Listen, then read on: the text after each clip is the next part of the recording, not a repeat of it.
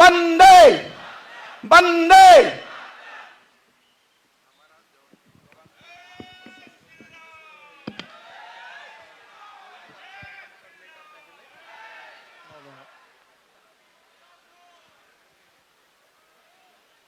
सम्मानित मंच,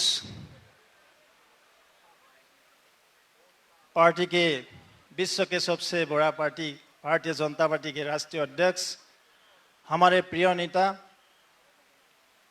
हम सबको असम की ओर से, असम इकाई की ओर से, सभी कार्यकर्ता की तरफ से माँ कामाख्या और महादेव महापुरुष शंकरदेव का ये पवन भर्ती में बहुत बहुत हमें स्वागत किया, अभिनंदन किया। आदरणीय प्रधानमंत्री नरेंद्र मोदी जी का जो मार्गदर्शन और हमारा राष्ट्रीय अध्यक्ष परम आदरणीय जगत प्रसाद नड्डा जी का जो कुशल नेतृत्व, हम 5 राज्यों में जो जीत हासिल किया, इसलिए सब लोग एक बार हाथ ताली बजा के आदरणीय अध्यक्ष जी को स्वागत कीजिए। और आज इस कार्यकारिणी बैठक में विराजमान होके हम लोग को जो हौसला बढ़ाया, इसलिए फिर एक बार हाथ ताली बजाए आप लोग।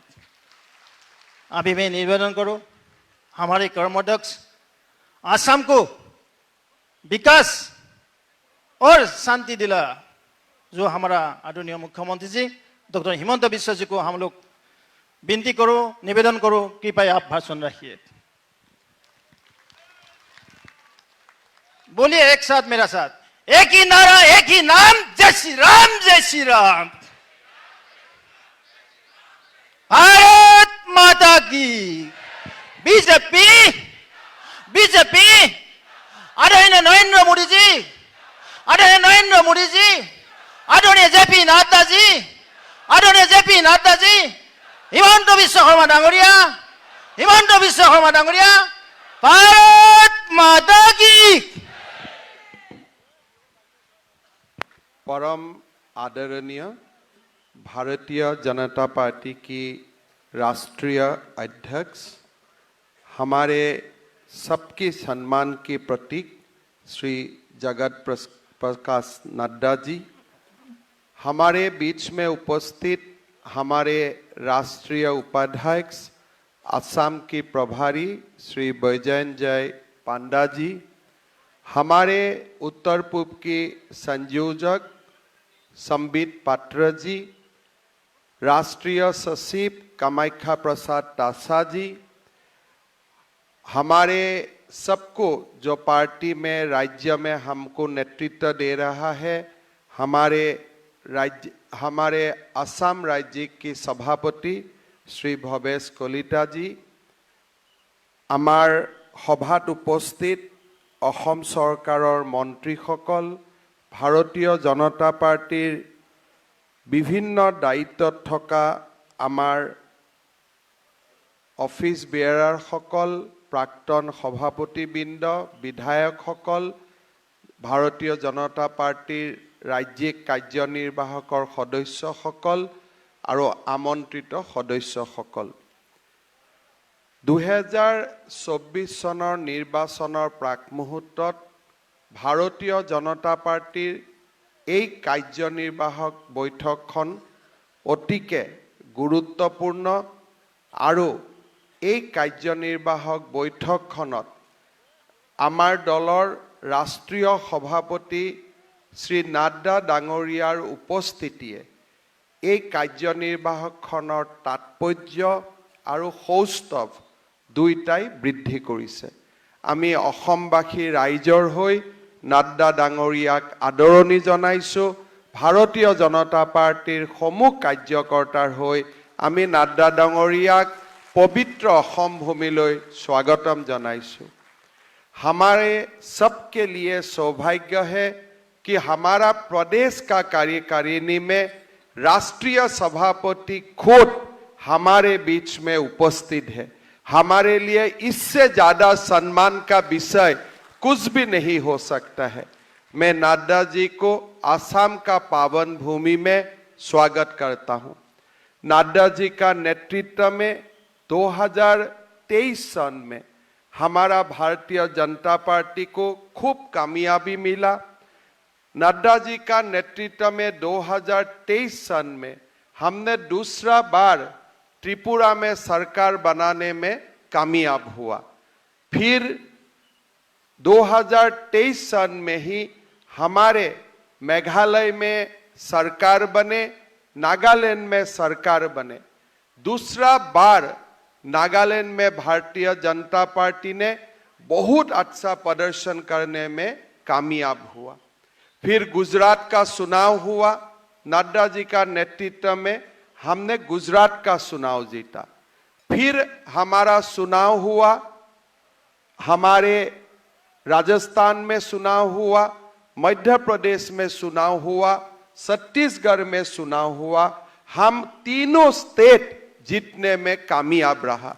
नड्डा जी का कुशल सांगठनिक नेतृत्व और प्रधानमंत्री मोदी जी का विशाल नेतृत्व में भारत ने दोबारा आस्था प्रकाश किया और ये विधानसभा चुनाव का जो हमारे जीत हुआ, ये जीत से ये एक प्रकार से कंफर्म हो गया है कि मोदी जी का नेतृत्व में हम लोग तीसरा बार सरकार गठन करेगा।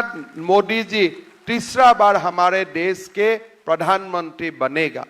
मैं नड्डा जी को आपका कुशल सांगठनिक नेतृत्व के लिए मैं आपको बहुत बहुत धन्यवाद देता हूं, सम्मान देता हूं और आसाम का हर कार्यकर्ता का ओर से आपको अभिनंदन भी करता हूं। আজি আমাৰ সকলো উপস্থিত সদস্য, আমাৰ জ্যেষ্ঠজন, কনিষ্ঠজন, সতীৰ্থজন, আমি সকলোৱে জানো যে আৰু মাত্ৰ কেইটামান মাহ পিছতেই আমাৰ ৰাষ্ট্ৰই লোকসভা নিৰ্বাচনত অৱতীৰ্ণ হ'ব। ভাৰতীয় জনতা পাৰ্টিৰ আমাৰ এক নেতৃত্ব আছে, আমাৰ এক আদৰ্শ আছে আৰু আমাৰ এক লক্ষ্য আছে। প্ৰধানমন্ত্ৰী নৰেন্দ্ৰ মোদী ডাঙৰীয়াৰ নেতৃত্ব এতিয়া কেৱল মাত্ৰ ভাৰততে সীমাবদ্ধ হৈ থকা নাই। প্ৰধানমন্ত্ৰী নৰেন্দ্ৰ মোদী ডাঙৰীয়া আজিৰ দিনটোত পৃথিৱীৰ ভিতৰতে আটাইতকৈ জনপ্ৰিয় ৰাজনৈতিক নেতা, আটাইতকৈ সমাদৃত ৰাজনৈতিক নেতা। তেখেতৰ সবল নেতৃত্বই আমাক আকৌ এবাৰ নিশ্চিত বিজয় দিব, তাত মোৰ কোনো সন্দেহ নাই। ভাৰতীয় জনতা পাৰ্টিৰ এইবাৰ লক্ষ্যই হ'ল আগলা বাৰ 400 পাৰ, 400 সিটো আমি অতিক্ৰম কৰি নৰেন্দ্ৰ মোদী ডাঙৰীয়াক ভাৰতৰ প্ৰধানমন্ত্ৰী আমি আকৌ এবাৰ নিৰ্বাচিত কৰিব লাগিব। অসম উত্তৰ পূৰ্বাঞ্চলৰ এখন ৰাজ্য আৰু যদি আমি গোটেই উত্তৰ পূৰ্বৰ প্ৰেক্ষাপটত চাওঁ, প্ৰায় 25খন আসন লোকসভাৰ নিৰ্বাচনত উত্তৰ পূবে অৰিহণা যোগায়। অসমৰ 14খন আসন লোকসভা নিৰ্বাচনৰ বাবে নিৰ্বাচন হয়। যোৱা বিধানসভা আৰু লোকসভা নিৰ্বাচনত, বিশেষকৈ লোকসভা নিৰ্বাচনত আমি 9খন আসনত বিজয়ী হ'বলৈ সক্ষম হৈছিলোঁ। এইবাৰ আমাৰ লক্ষ্য, আমি চেষ্টা কৰিব লাগিব যে 14খন আসনৰ ভিতৰত আমি যিমান পাৰোঁ বেছিকৈ আসন বিজয়ী হৈ আমি প্ৰধানমন্ত্ৰী নৰেন্দ্ৰ মোদী ডাঙৰীয়াৰ বিজয় যাত্ৰাত অসমবাসীয়ে অৰিহণা যোগাব লাগিব, অৱদান যোগাব লাগিব। ভাৰতীয় জনতা পাৰ্টিৰ কাৰ্যকৰ্তাসকলে তৃণমূল পৰ্যায়ৰ পৰাই আমি সংগঠন শক্তিশালী কৰিব লাগিব আৰু পোলিং বুথত শেষ বেলটটো কাষ্ট নোহোৱালৈকে আমি আমাৰ দায়িত্ব পালন কৰিব লাগিব। মই নিশ্চিতভাৱে ক'ব পাৰোঁ যে যোৱা 6টা মাহত আমি যি ধৰণে কাম কৰিছোঁ, বিটিআৰ হওক, কাজিৰঙা হওক, দৰং ওদালগুৰি হওক, বৰপেটা হওক, আমি যি ধৰণে প্ৰত্যেক সমষ্টিৰ প্ৰত্যেক বুথলৈ আমি গৈ আমাৰ সাংগঠনিক শক্তি বৃদ্ধি কৰিছোঁ, মই নিশ্চিত যে ভাৰতীয় জনতা পাৰ্টিৰ বিজয় ৰথ অসমত অব্যাহত থাকিব আৰু উজ্জ্বলৰ পৰা উজ্জ্বলতালৈ গতি কৰিব। আজি সমষ্টি পুনৰ নিৰ্ধাৰণৰ পিছত আমি প্ৰথমবাৰ ইয়াত সমবেত হৈছো। প্ৰধানমন্ত্ৰী নৰেন্দ্ৰ মোদী ডাঙৰীয়াৰ আশীৰ্বাদত আৰু গৃহমন্ত্ৰী অমিত শ্বাহ ডাঙৰীয়াৰ মাৰ্গদৰ্শনত নিৰ্বাচনী আয়োগৰ প্ৰচেষ্টাত অসমত সমষ্টিসমূহৰ পুনৰ নিৰ্ধাৰণৰ কাম সমাপ্ত হ'ল। আমি যেতিয়া ৰাজ্যৰ শাসনলৈ আহিছিলোঁ তেতিয়া আমি অসমীয়া জাতিক অসমৰ সমাজ ব্যৱস্থাক আমি প্ৰতিশ্ৰুতি দিছিলোঁ যে আমি অসমৰ ৰাইজৰ ৰাজনৈতিক স্বাধীনতা আৰু আমাৰ যি ৰাজনৈতিক অধিকাৰ তাক আমি সুনিশ্চিত কৰিম। যোৱা নিৰ্বাচনত আমি ৰাইজক প্ৰতিশ্ৰুতি দিছিলোঁ যে ভাৰতীয় জনতা পাৰ্টি যদি শাসনলৈ উভতি আহে তেতিয়াহ'লে আমি অসমবাসীৰ অধিকাৰ আমি সুনিশ্চিত কৰিম। প্ৰধানমন্ত্ৰী মোদী ডাঙৰীয়াৰ নেতৃত্বত আজি অসমত যি ডিলিমিটেশ্যনৰ প্ৰক্ৰিয়া সমাপ্ত হ'ল সেই প্ৰক্ৰিয়াই 106টালৈকে চিট আমাৰ খিলঞ্জীয়া বৰাকৰ খিলঞ্জীয়াই হওক ব্ৰহ্মপুত্ৰৰে খিলঞ্জীয়াই হওক তাৰ বাবে সুৰক্ষিত কৰিলে। मैं नड्डा जी को बताना चाहता हूं कि प्रधानमंत्री मोदी जी का नेतृत्व में 2023 सन में जो सरकार ने चुनाव आयोग ने जो डिलिमिटेशन का काम किया असम में उनका परिणाम स्वरूप आज असम का 106 कॉन्स्टिट्यूएंसी हमारे इंडिजिनस लोगों के लिए सुनिश्चित हो चुका है। और ये जो भारतीय जनता पार्टी सरकार को का जो अवदान है इसको हमारा जाति हमारा प्रदेश हमेशा हमेशा विथ लॉट ऑफ ग्रेटफुल हमेशा इसको स्वीकृति देगा, ये मैं विश्वास करता हूं।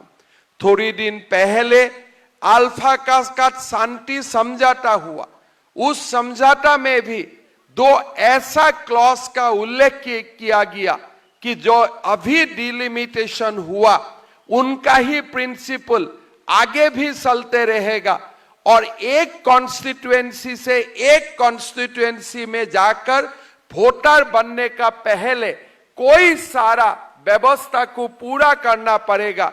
ये दोनों क्लॉज के लिए हमारा असम का भविष्य कम से कम 50 साल के लिए सुरक्षित हो चुका है। मैं प्रधानमंत्री मोदी जी और गृह मंत्री अमित शाह जी को असम वासियों का ओर से धन्यवाद देता हूं। আজি আমাৰ অসম ভাৰতৰ এখন অগ্ৰগামী ৰাজ্য।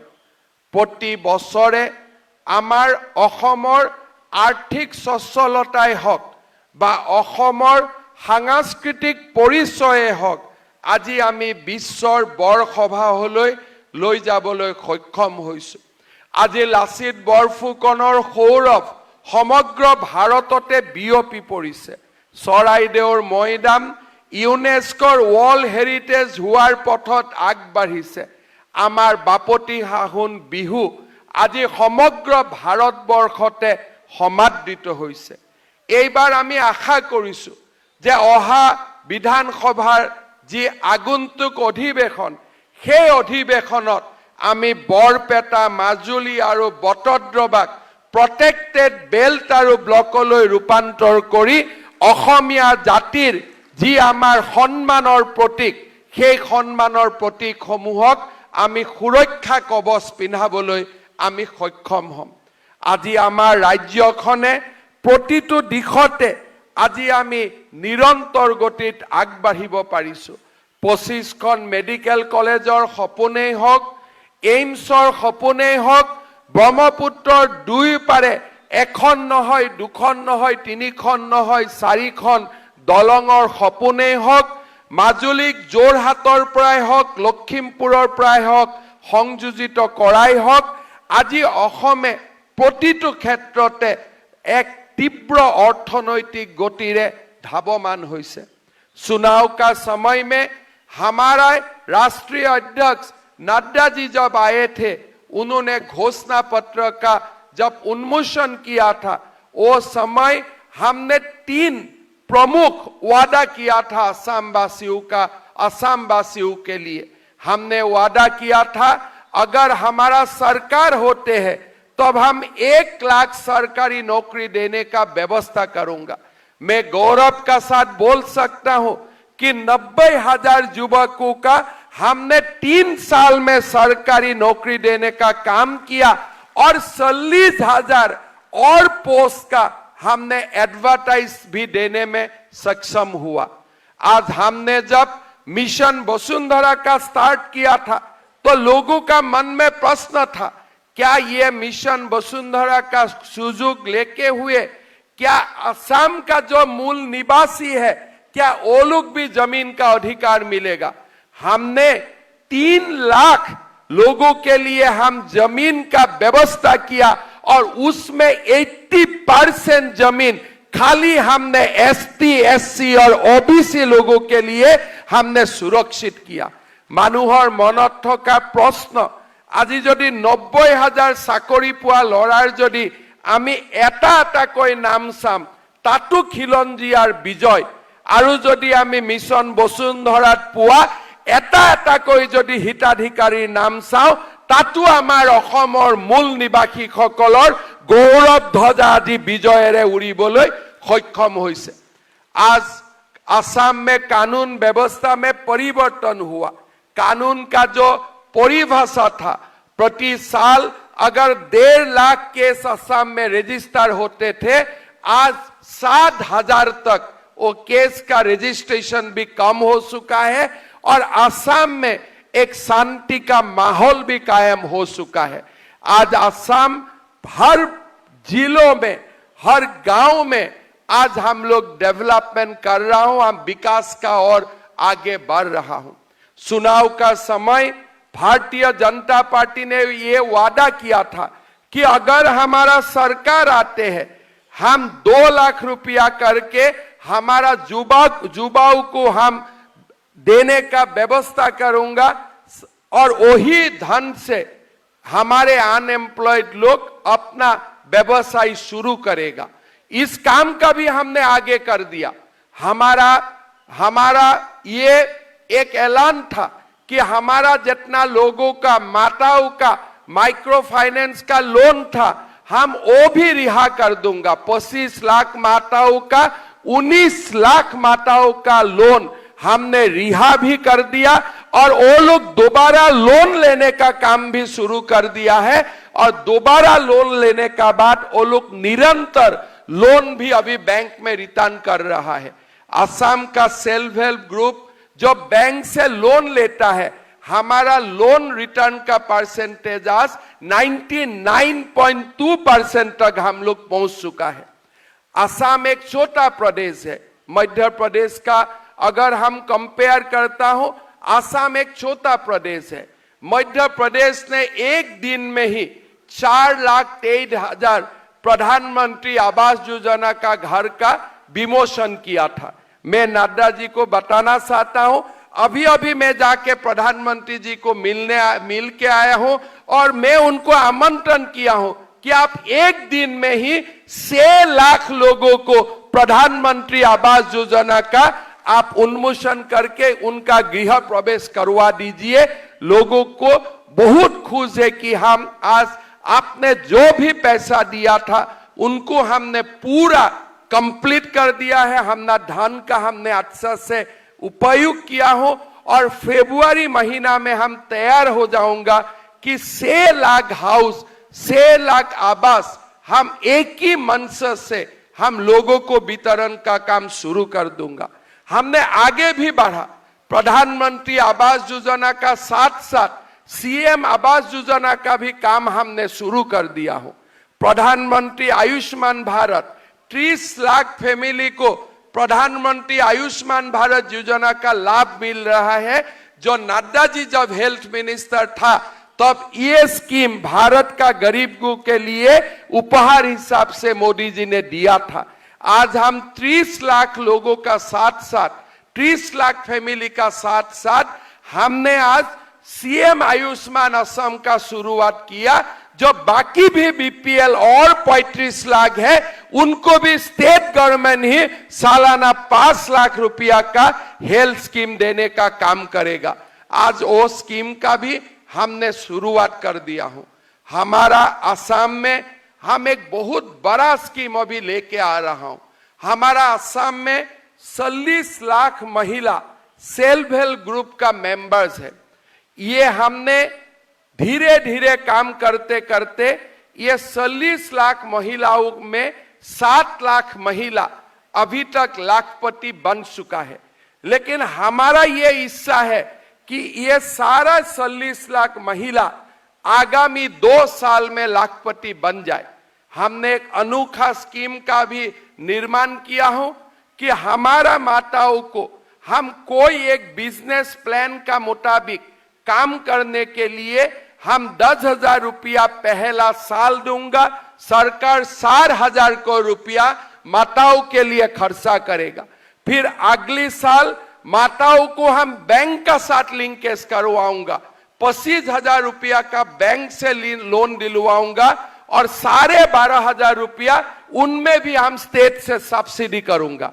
और तीसरा साल हम माताओं को 50,000 रुपया बैंक से लोन दिलवाऊंगा और उसमें भी हम इंटरेस्ट सबवेंशन 3% का हम इंटरेस्ट सबवेंशन करके दूंगा। मतलब 3 साल में हम असम का माताओं को 10,000 रुपया से ले जाके 50,000 रुपया तक मिलने के लिए हमने अपना एक बहुत ही बड़ा योजना हम अभी शुरू करने जा रहा हूं। नड्डा जी को मैं बताते हुए मैं अपने आप को खुश महसूस कर रहा हूं कि आज असम का फॉरेस्ट से जितना लोग भी फॉरेस्ट को अतिक्रमण किया था, हमने सारे अतिक्रमण खाली करने के लिए हमने दिन रात काम कर रहा हूं और आज हम असम का अतिक्रमण खाली करने में सफल भी हुआ और 8,000 हेक्टेयर जमीन हमने ये संडे योग बांग्लादेशी लोगों से हमने मुक्त करवाया और 48,000 से ज्यादा घर को हमने एविक्ट किया। उसमें जो गरीब है उनको हमने पुनर्संस्थापित भी किया, लेकिन जो गरीब नहीं है उनको हमने सिखाया कि आपको हमारा फॉरेस्ट का लैंड दखल करने में आपका कोई अधिकार नहीं है। आप लोग हमारा जो एनवायरमेंट है उनको खराब करने का हमारे कुछ आप लोगों का अधिकार नहीं है। मैं अभी अभी आपको बता रहा था 2021 सन में असम में क्राइम रजिस्टर होते थे 1,33,240। इस साल 2023 सन में हमारा क्राइम रजिस्टर हुआ है 63,000। It's a reduction of 100% in the crime figure. तो ऐसा एक असम में एक माहौल बन चुका है। अभी हमारा मन है कि असम को एक बहुत बड़ा औद्योगिकरण का ओर लेके जाना। मैं आशा कर रहा हूं कि जनवरी फरवरी में असम के लिए और खुशी का खबर आएगा और असम में औद्योगिकरण का एक नया माहौल पैदा हो जाएगा, ऐसा हमारा विश्वास है और उस दिशा में हम लोग निरंतर काम कर रहा हूं। मैं आमार भारतीय जनता पार्टीर कार्यकर्ता सकलक अनुरोध करिब खोजो, अসমक आमी भारतवर्षर सर्वश्रेष्ठ राज्यসমূहर माजলৈ লৈ যাব লাগিব। আজি লাহে লাহে আমি দেখা পাইছো যে প্ৰত্যেকটো পৰ্যায়তে আজি ৰাষ্ট্ৰীয় প্ৰেক্ষাপটত আজি আমি উজলি উঠিবলৈ সক্ষম হৈছো। এই বছৰত অসমৰ জিডিপি 6.5 লাখ কোটি টকাত ভৰি দিব। মই বিশ্বাস কৰো 2026 চনলৈ অসমৰ জিডিপি 10 লাখ কোটি টকাত গৈ ভৰি দিব। যি ধৰণে আজি ভাৰত বিশ্বৰ পঞ্চম অৰ্থনীতি হবলৈ গৈ আছে, ঠিক সেই ধৰণে আজি আমিও দ্ৰুতগতিত আগুৱাই যাবলৈ প্ৰচেষ্টা কৰিছো। মই বিশ্বাস কৰো যে আমাৰ যি নিৰন্তৰ প্ৰচেষ্টা, সেই নিৰন্তৰ প্ৰচেষ্টাই আমাক ভাৰতৰ এখন সৰ্ববৃহৎ ৰাজ্যলৈ ৰূপান্তৰ কৰিব, তাত মোৰ কোনো সন্দেহ নাই। মই যেতিয়া বিধানসভাৰ নিৰ্বাচনৰ সময়ত ভাৰতৰ বিভিন্ন ৰাজ্যত গৈছিলো, যেতিয়া মই মোৰ ভাষণত কৈছিলো যে আমি 1 লাখ লোকক প্ৰথম 2 বছৰত চাকৰি দিছো মোক কোনেও বিশ্বাস নকৰে মই গুগলত প্ৰেছ কনফাৰেন্সত গুগলত সাৰ্চ কৰি যেতিয়া তাৰ লোকেল ৰিপৰ্টাৰক মই দেখুৱাই দিছো অমিত শাহজীৰ ফটো দেখুৱাই দিছো এপইন্টমেন্ট লোৱা মিটিঙৰ ফটো তেতিয়া তেওঁলোকে কষ্টৰে সৈতে বিশ্বাস কৰিছে যে অসমেও এনেকুৱা এখন ৰাজ্য হ'ব পাৰে আৰু অসমে আমাৰ এই ধৰণৰ দিক নিৰ্ণায়ক কাম কৰিব পাৰে মই বিশ্বাস কৰো উত্তৰ পূৰ্বত প্ৰথম সূৰুজৰ কিৰণ পৰে অৰুণোদয় আৰম্ভ হয় উত্তৰ পূবেৰে আৰু এই উত্তৰ পূব আৰু অসমক আমি ভাৰতৰ অৰুণোদয় কৰিব লাগিব আৰু সেই দৃষ্টিৰে আমি নিৰন্তৰ আগুৱাই যাব লাগিব আমাৰ সন্মুখত ৰাজনৈতিক প্ৰত্যাহ্বানো আছে আৰু এই ৰাজনৈতিক প্ৰত্যাহ্বানবিলাক আমি সংগঠনৰ দৃঢ় শক্তিৰে আমি মোকাবিলা কৰিব লাগিব আজি অসমৰ ৰাইজৰ অজস্ৰ মৰম অজস্ৰ আশীৰ্বাদ ভাৰতীয় জনতা পাৰ্টিৰ ওপৰত আছে আজি কতো সন্দেহ নাই যে ভাৰতীয় জনতা পাৰ্টিৰ আজি দূৰ দূৰলৈ প্ৰতিদ্বন্দ্বী নাই কিন্তু তাৰ পিছতো আমাৰ অসমত এনে এচাম লোক আছে প্ৰতিটো দিনাই প্ৰতিটো মুহূৰ্ততে তেওঁলোকে কিছুমান অপপ্ৰচাৰৰ আশ্ৰয় ল'ব খোজে আজি বহুত মানুহে অসমক আকৌ এবাৰ আন্দোলনৰ মুখলৈ লৈ যাব খোজে বহুত মানুহে অসমৰ এই শান্ত সমাহিত এই প্ৰতিশ্ৰুতিৰ পৰিৱৰ্তে অসমক এক অশান্ত জৰ্জৰিত অঞ্চল কৰি ৰাখিব বিচাৰে আমি বহুত মানুহ অসমত এচাম লোক আছে কোনেও তাক বিশ্বাস কৰিব নোখোজে যে আমাৰ বড়ো সমাজেও ডিভাইড অসমৰ দাবী এৰি দিব কোনেও বিশ্বাস কৰিব নোৱাৰে যে আজি বড়ো ভূমিত সভাৰ আহ্বান হয় ও মোৰ আপোনাৰ দেশৰ শুৱলা সংগীতৰে আজি কোনেও বিশ্বাস কৰিব নোখোজে যে বৰাক উপত্যকাৰ জিলা উপায়ুক্তৰ কাৰ্যালয়ত লাচিত বৰফুকনৰ প্ৰতিমূৰ্তি নিৰ্মাণ হ'ব পাৰে আজি কোনেও বিশ্বাস কৰিব নোখোজে যে ডিমা হাছা কাৰ্বি আলঙৰ দৰে জিলা এক শান্তিৰ দ্বীপলৈ পৰিৱৰ্তন হ'ব পাৰে আজি কোনেও বিশ্বাস কৰিব নোখোজে যে এইখনেই অসম যিখন অসমত যোৱা 3টা বছৰে আন্দোলনৰ মুখ নেদেখুৱাকৈ 3টা বছৰ পাৰ কৰিছে আমাৰ এই শান্ত সমাহিত এই পৰিৱেশ বিনষ্ট কৰিবৰ বাবে নিৰন্তৰ ৰাজনৈতিক ষড়যন্ত্ৰও চলিব কিন্তু ভাৰতীয় জনতা পাৰ্টিৰ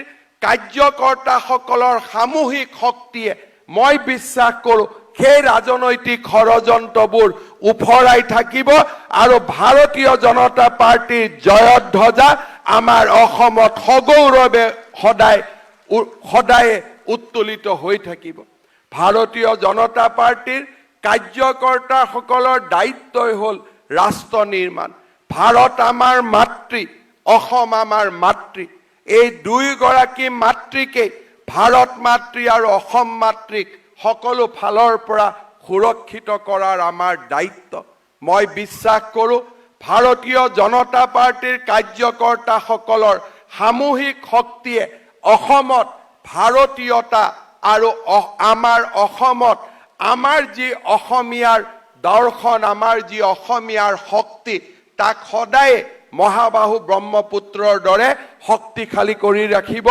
বৰাক ব্ৰহ্মপুত্ৰৰ মাজত মিলনৰ হাকো সদায় নিৰ্মাণ হৈ থাকিব জনজাতীয় অনুসূচিত জাতি আমাৰ অন্যান্য পিছপৰা জাতি উপজাতি সকলোকে লৈ মহাপুৰুষ শ্ৰীমন্ত শংকৰদেৱ স্বৰ্গদেউ চাওলুং চুকাফাৰ সেই বিশাল অসমখন বৰ অসমখন আমি ইয়াতে নিৰ্মাণ কৰিম বৰ অসমখনক আমি প্ৰতিপালন কৰিম আৰু বৰ অসমখনক ভাৰতবৰ্ষৰ ভিতৰতে এখন সৰ্বশ্ৰেষ্ঠ ৰাজ্যলৈ আমি ৰূপান্তৰ কৰিম শ্ৰদ্ধাৰ কাৰ্যকৰ্তাসকল ভাৰতীয় জনতা পাৰ্টিৰ বাবে 2024 চনতকৈ আটাইতকৈ স্মৰণীয় বৰ্ষ একোৱেই থাকিব নোৱাৰে আমাৰ অগ্ৰজসকলে অযোধ্যাত ৰাম মন্দিৰ নিৰ্মাণৰ বাবে আন্দোলন কৰিছিল আমাৰ অগ্ৰজসকলে কৰ সেৱা কৰি ৰাম মন্দিৰৰ সপোন দেখিছিল প্ৰধানমন্ত্ৰী নৰেন্দ্ৰ মোদী ডাঙৰীয়াৰ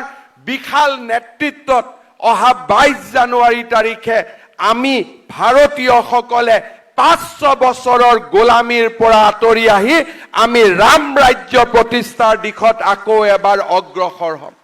22 জানুৱাৰী দিনটো 500 বছৰৰ গোলামীৰ শৃংখল ভাঙি স্বাধীনতাৰ এক অনন্য সোৱাদ আমাক আনি দিব। 22 জানুৱাৰী দিনটো আমি এক গাম্ভীৰ্য আৰু কৃতজ্ঞতাৰে পালন কৰিব লাগিব। অসমীয়া জাতি, ভাৰতৰ সনাতন সভ্যতা আৰু ভাৰতীয় সংস্কৃতি সদায় প্ৰধানমন্ত্ৰী নৰেন্দ্ৰ মোদী ডাঙৰীয়াৰ প্ৰতি কৃতজ্ঞ হৈ থাকিব। 500 বছৰৰ গোলামীৰ শৃংখল ভাঙি আমাক স্বাধীনতাৰ সোৱাদ দিয়া বাবে মই ভাৰতীয় জনতা পাৰ্টিৰ কাৰ্যকৰ্তাসকলক অনুৰোধ কৰিম, 22 জানুৱাৰীৰ দিনটো আমাৰ প্ৰত্যেকৰে ঘৰত, অসমবাসীৰ ঘৰত আমি একোটাকৈ চাকি প্ৰজ্বলিত কৰি আমি ৰাম ৰাজ্যৰ আহ্বান কৰিম আৰু প্ৰধানমন্ত্ৰী মোদী ডাঙৰীয়াক আমি কৃতজ্ঞতাৰে সৈতে উপচাই দিম। 22 জানুৱাৰী দিনটো আমি স্মৰণীয় কৰি ৰাখিম। 21 জানুৱাৰী দিনটোত যুৱ মৰ্চাই বিভিন্ন ধৰণৰ কাৰ্যসূচী ল'ব, তাক আমি সফল কৰিম। আৰু 17, 18, 19, 20 এই চাৰিওটা দিনে অসমৰ প্ৰতিটো ধাৰ্মিক স্থলীত, যি ধৰ্মৰে নহওক, প্ৰত্যেকটো ধৰ্মৰ উপাসনাস্থলীত আমি স্বচ্ছ ভাৰত পালন কৰিম। আমি সকলোৱে 16, 17, 18, 19 আমি এই চাৰিওটা দিন আমি যি ধৰ্মৰে নহওক কিয় প্ৰতিটো ধৰ্মৰ উপাসনাস্থলীত আমি এই ৰাম ৰাজ্যৰ আহ্বান জনাই আমি স্বচ্ছ ভাৰতৰ কাৰ্যসূচী ৰূপায়ণ কৰিম। 20 তাৰিখে আমি সমগ্ৰ ৰাজ্যৰ নামঘৰত আকৌ এবাৰ ভাদ মাহৰ নাম পালন কৰিম। আমি যেনেকে ভাদ মাহত আমি নাম পালন কৰোঁ, 20 তাৰিখে আমি নাম পালন কৰিম।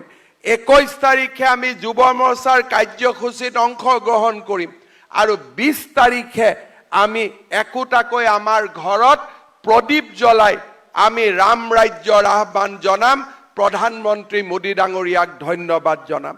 মই ভাবো আমি ভাৰতীয় জনতা পাৰ্টিৰ অগ্ৰজসকলক সেইদিনাখন আমি আকৌ এবাৰ ৰোমন্থন কৰিম যে তেওঁলোকৰ সপোন এই প্ৰজন্মৰ দিনত পূৰণ হ'ল।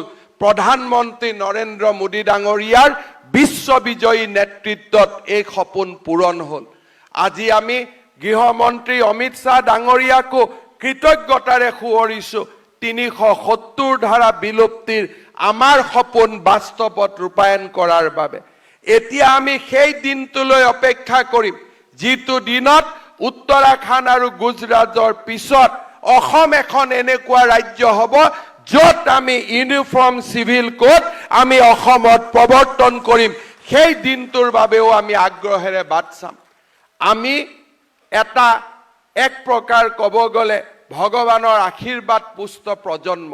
আমি যিসকলে আজি ভাৰতীয় জনতা পাৰ্টি কৰিছোঁ তেওঁলোকে আমি প্ৰধানমন্ত্ৰী নৰেন্দ্ৰ মোদী ডাঙৰীয়াৰ নেতৃত্বৰ বাবে আমাৰ অগ্ৰজসকলে ভাবিব নোৱাৰা সপোনবোৰ আমি পূৰণ কৰিব পাৰিছোঁ।